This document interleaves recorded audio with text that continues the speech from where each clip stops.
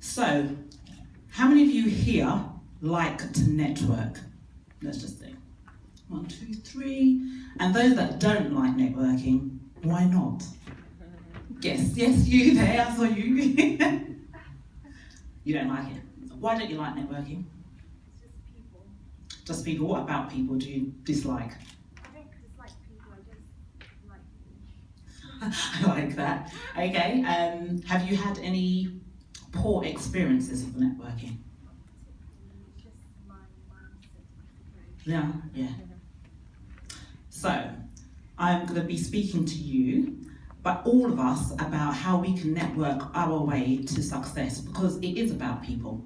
It's about connecting with the right types of people who can help elevate either your career or your business. So that's what I'm going to talk about.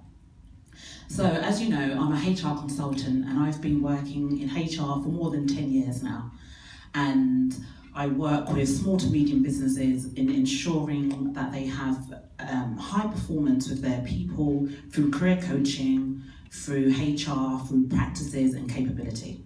I've been doing that now for more than 10 years, and I also do coaching, and I'm a qualified and certified NLP master practitioner, and I could resonate with some of the things that you had mentioned. It all comes down to confidence at the end of the day, and as Claire said, is that lack of fear. So I just want to show you today how we can move from networking with our peer-to-peers, but how to start networking with people that are playing at a game at a higher level than yourselves, because you learn so much more from people who have already made it, like your mentors or just people that know a bit more about what you do. So according to Glassdoor, now Glassdoor is a very big recruitment agency and they do a lot of research. They said that people usually get a job more often if they are referred by people that they know.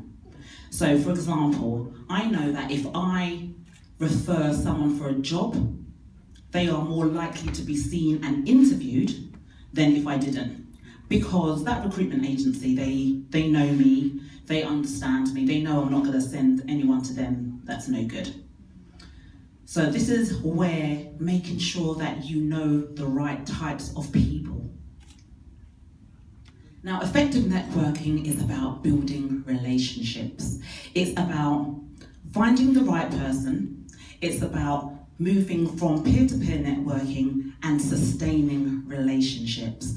And a lot of people, they'll go to a networking event, they'll just give out their business cards to everybody.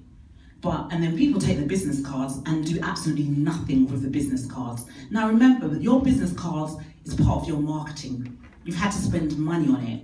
So it shouldn't be just given to everybody. You're losing money because not everybody that takes your business cards is going to do anything with it. You should be very selective. You find those 1 or 2 people that you really connect with on a level, and when I give my business card to you, I want to build a relationship with you. So even if you lose my business card, you remember who I am, we talk, and you put my number in your phone and we'll conversate. So that's one of the key things I would advise. Don't be free to give it to everybody. And it's also effective networking raises your social capital. It's who you know and who knows you. If you hang around with certain people, people will start to think, oh, you're like them. For example, Jim Rohn says that we are the average of the 5 people we hang around with. So if you hang around with 5 mediocre people, it's very likely you're going to be the 6th mediocre person. But if you hang around with highly ambitious, highly prosperous, successful people who talk about business and dreams and ideas, there's no way that if you're going to stay in that group, you're going to be the person who doesn't. Because you want to be like them. If you hang around 5 people and their average salary is around 20 grand, I bet you any money that your salary is around the 20 grand mark, because we seem to hang around with people who are like ourselves. So you can tell, you can kind of work out what people are like depending on who they hang around with. It strengthens reputation and it increases opportunities. I give you an example. Some of the people that I try and connect with, some of them are millionaires. Now, I'm not a millionaire, but I'm walking in the circles of millionaires, because my thing is, if I walk around, if I'm singing with them, if I learn from them, opportunities are going to open for me. Yeah. Because their network, I become exposed to their network. That means I've got to step up my game. I have no time to rest on my laurels and to think, yeah, I've made it, because there's always someone else there that I want to strive to be better. So definitely increase opportunities. And it's about partnership and collaboration. The world of work has changed dramatically, and it's about working together. Most of the things you cannot do by yourselves. And I'm just being here, I'm just listening to people and listening to what's being said. I'm sitting there thinking, gosh, how can we work together? What workshops can we put on? What seminars can we put on? Because there's so many people out there that just do not know, or they do not have access, or they don't want to ask for help, that somebody said. And I'm thinking, how can I collaborate and partnership with these types of people? Even in my HR business, I've partnered with 2 city law firms. So they send their clients to me who is not a good use of their time. They charge £250 per hour, and somebody might need just help with HR disciplinaries. So they partner with me, and I look after them, and I nurture that relationship. Now for me, this is a pretty good partnership that I can say I work with a law firm. I've been partnered with a company that are Financial Conduct Authority, so that I can talk about pensions, because pensions and auto-enrollment, as you know, is in place. So when I want to know more about pensions, I partner with this company, and I can use their brand. So do not think that you have to be an island and do things by yourself. Let's learn from others. There's things I can't do that you can do. So why don't we put our both skills together and make it work? It's about resources and relationships.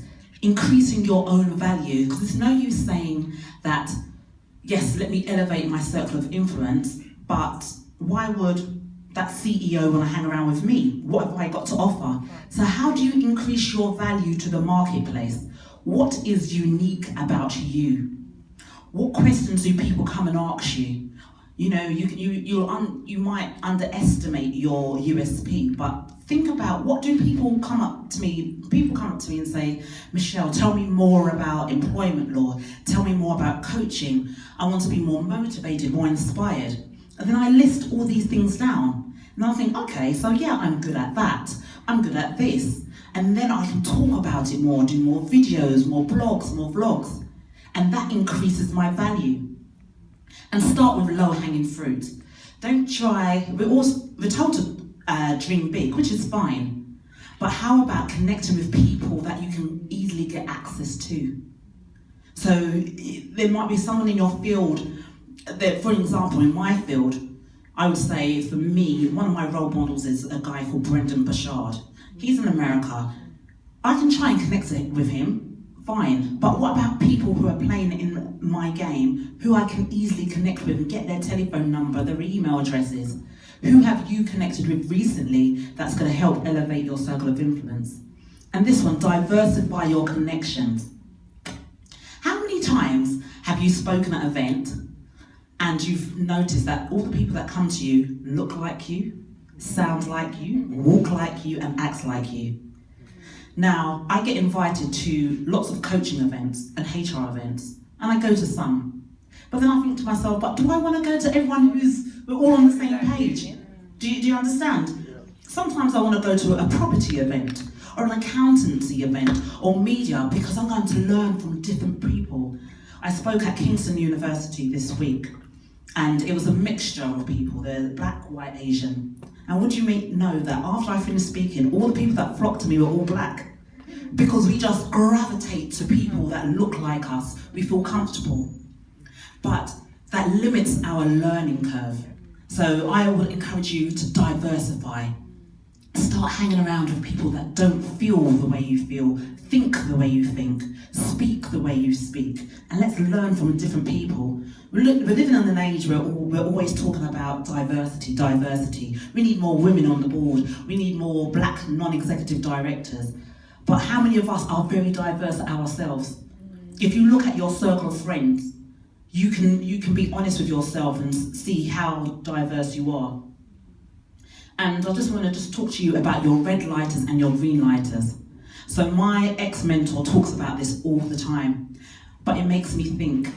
People think your red lighters are people that stop your growth, that don't push you, don't elevate you, tell you that you can't do it, tell you that you don't have enough experience, you haven't worked in this industry long enough.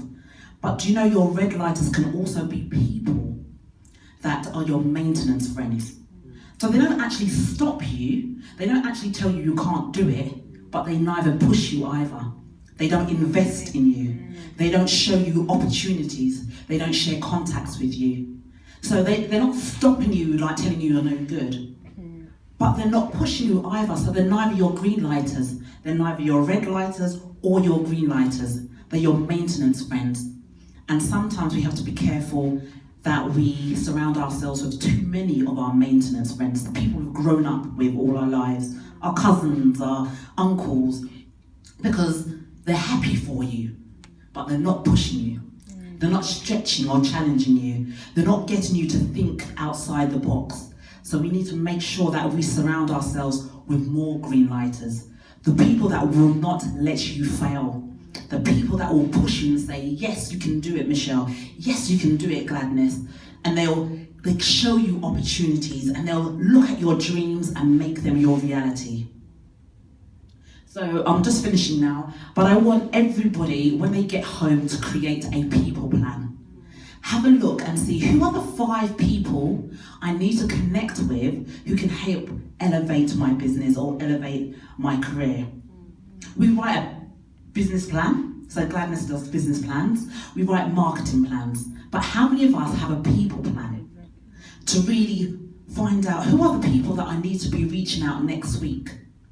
Who do I need to be connecting with? And how am I going to do that? So I have an online course, and it's how to network effectively with key people of influence. So this is moving from peer-to-peer to elevation. Who do I need to talk to, email? Who do I need to share content with? So the 4-week online course is for people that find it hard to network, who think they probably don't have much of value to share. That's why I mentioned you.